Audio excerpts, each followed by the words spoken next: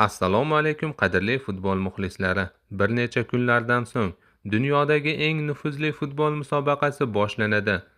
Chempionlik uchun asosiy da'vogarlardan biri Fransiya terma jamoasi bosh murabbiyi Didier Desham tomonidan quyidagi futbolchilar Jahon chempionati uchun yakuniy tarkibga jalb etilgan. Darvozabonlar: Mike Maignan, Milan, Italiya; Robin Risser, Lens, Fransiya; Brice Samba, Rennes, Fransiya.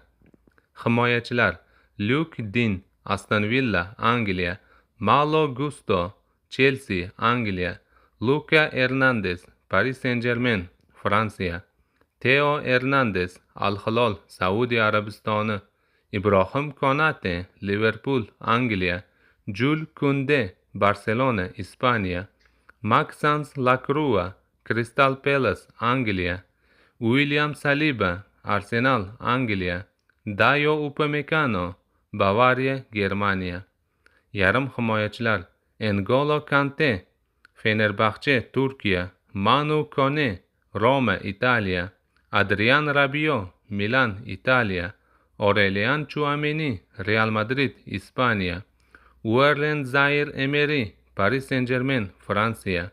Hujumchilar: Magnus Akluish, Monaco, Fransiya; Bradley Barkalya, Paris Saint-Germain, Fransiya; Ryan Cherki, Manchester City, Angliya; Usmon Dembele, Paris Saint-Germain, Fransiya; Desire Doué, Paris Saint-Germain, Fransiya; Jean-Philippe Mateta, Crystal Palace, Angliya; Kylian Mbappe, Real Madrid, Ispaniya; Michael Olise, Bavariya, Germaniya; Marcus Thuram, Inter, Italiya.